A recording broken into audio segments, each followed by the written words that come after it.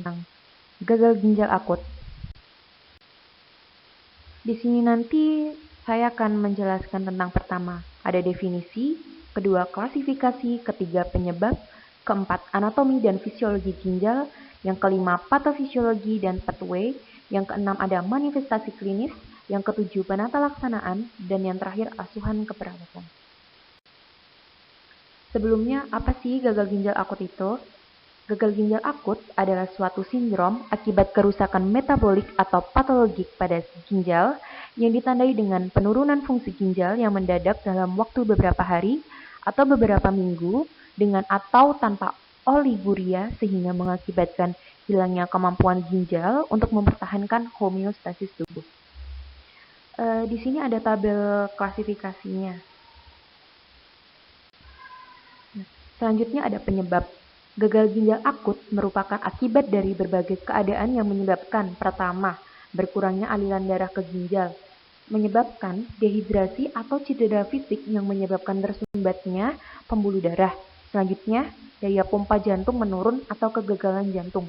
Yang ketiga, tekanan darah yang sangat rendah atau shock. Yang terakhir, kegagalan ginjal atau sindrom ahepatorenalis.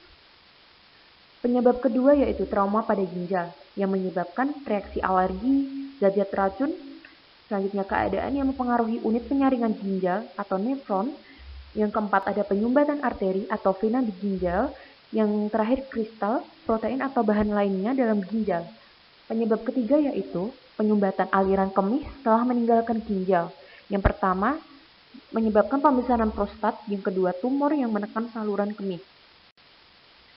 Nah, di sini ada anatomi ginjal, teman-teman. Ginjal kanan terletak lebih rendah dari yang kiri karena besarnya lobus hepar. Ginjal dibungkus oleh 3 lapisan jaringan. Jaringan yang terdalam adalah kapsul arenalis, jaringan pada lapisan kedua adalah adiposa, dan jaringan terluar adalah fascia renal.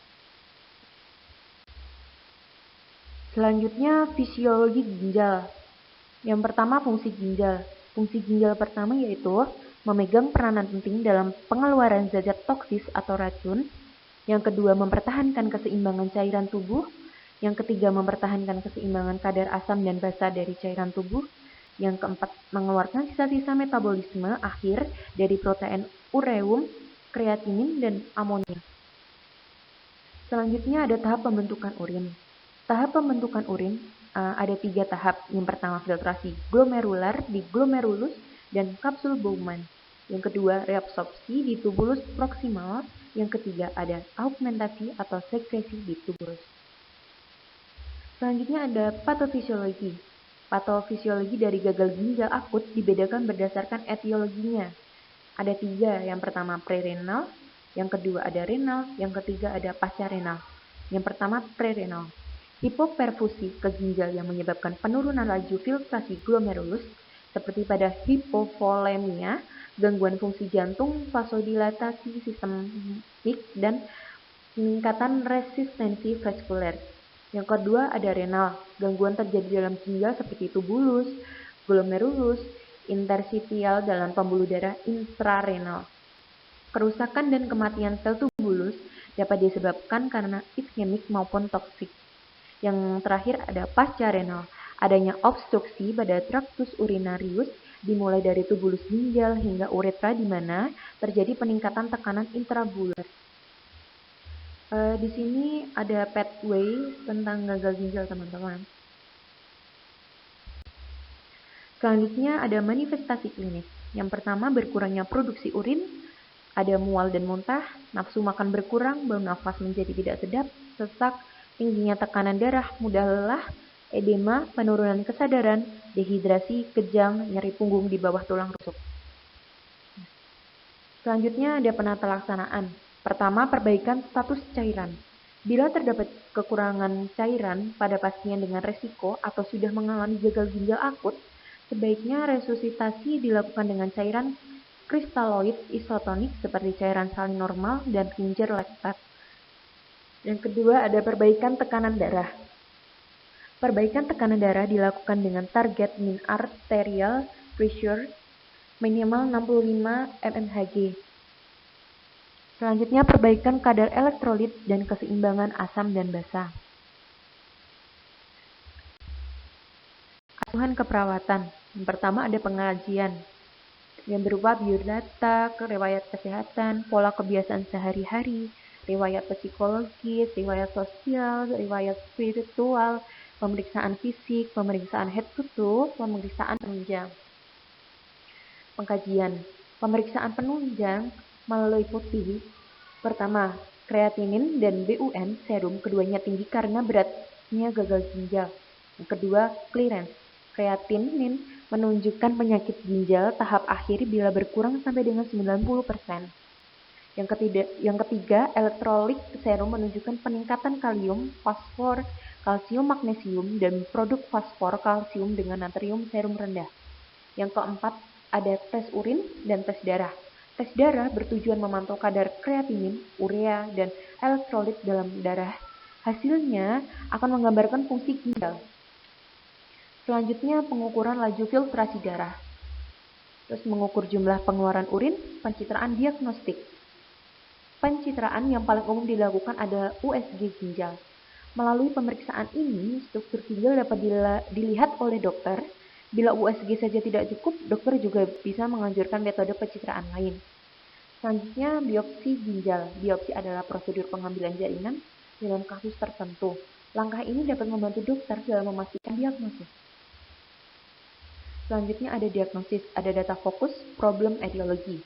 Yang pertama, DS. Pasien mengatakan kesulitan dalam bernafas. DO. Pasien tampak sesak dan sulit bernafas. RR lebih dari 16 kali per menit. Problemnya ketidakefektifan pola nafas, etiologi hiperventilasi. Yang kedua, DS pasien mengatakan sesak nafas setelah berjalan dan beraktivitas. DO pasien terlihat terengah-engah setelah berjalan. Problem intoleransi aktivitas. Etiologi ketidakseimbangan antara suplai dan kebutuhan oksigen. Selanjutnya, pasien mengatakan tidak nafsu makan dan merasa mual. DO, pasien terlihat tidak menghabiskan makanan, pasien terlihat mual dan muntah-muntah. Problem, ketidakseimbangan nutrisi kurang dari kebutuhan tubuh. Etiologi mual dan muntah. Di sini ada diagnosa keperawatan. Pertama, ketidakefektifan pola nafas berhubungan dengan hiperventilasi. Intoleransi aktivitas berhubungan dengan ketidakseimbangan antara suplai dan kebutuhan oksigen. Ketidakseimbangan nutrisi kurang dari kebutuhan tubuh berhubungan dengan mual dan muntah. Selanjutnya ada intervensi. Yang pertama, tujuan. Pola nafas kembali efektif setelah dilakukan tindakan keperawatan selama 3 kali 24 jam. Dengan kriteria hasil yang berupa pertama, kecepatan respirasi 12-16 kali per menit, tidak ada keluhan sesak nafas. Intervensi pertama yaitu kaji kebutuhan insersi jalan nafas. Yang kedua, pantau adanya pucat dan sianosis. Yang ketiga, pantau kecepatan, irama, kedalaman, dan upaya pernafasan. Yang keempat, konsultasi dengan ahli terapi pernafasan. Yang kelima, kolaborasi dengan dokter untuk pemberian obat seperti bronchodilator. Yang keenam, berikan terapi nebulizer. Yang ketujuh, ajarkan teknik batuk efektif. Yang kedelapan, anjurkan nafas dalam melalui abdomen selama periode gawat nafas. Selanjutnya, bertoleransi terhadap aktivitas yang biasa dilakukan setelah dilakukan tindakan keperawatan selama 2 kali 24 jam dengan kriteria hasil pertama, tidak mengalami sesak nafas setelah berjalan dan beraktivitas, mampu melakukan aktivitas secara mandiri. Intervensi pertama yaitu kaji tingkat kemampuan pasien untuk berpindah dari tempat tidur, berdiri, dan ambulasi. Yang kedua, pantau respon respiratori terhadap aktivitas. Yang ketiga, pantau respon oksigen. Yang keempat, instruksikan kepada pasien untuk menggunakan teknik nafas terkontrol selama aktivitas. Yang kelima, instruksikan untuk penggunaan peralatan seperti oksigen selama aktivitas. Yang keenam, anjurkan periode ini untuk istirahat dan aktivitas secara bergantian. Yang ketujuh, kolaborasikan dengan ahli terapi okupasi fisik. Selanjutnya, ketidakseimbangan nutrisi kurang dari kebutuhan tubuh dapat teratasi setelah dilakukan tindakan keperawatan setelah 3 kali 24 jam. Dengan kriteria hasil, pertama, pasien tidak mengeluh mual, pasien tidak lemas, tidak terjadi penurunan berat badan secara drastis. Dengan intervensi pertama, kaji status nutrisi pasien meliputi ABCD, tanda-tanda vital, sensori, dan bising usus. Yang kedua, sajikan makanan yang mudah dicerna dalam keadaan hangat dan tertutup. Yang ketiga, bantu pasien makan jika tidak mampu. Yang keempat, ukur intake makanan dan timbang berat badan. Yang kelima, anjurkan pasien untuk makan sedikit tapi sering. Yang keenam, kolaborasi dengan ahli gizi untuk menentukan diet yang tepat bagi pasien. Yang ketujuh, monitor hasil lab seperti glukosa, elektrolit, albumin, dan hemoglobin. Yang kedelapan, instruksikan pasien agar menarik nafas dalam, perlahan, dan menelan secara sadar untuk mengurangi mual dan muntah. Terima kasih, cukup sekian yang bisa saya jelaskan, kurang dan lebihnya saya mohon maaf. Wassalamualaikum warahmatullahi wabarakatuh.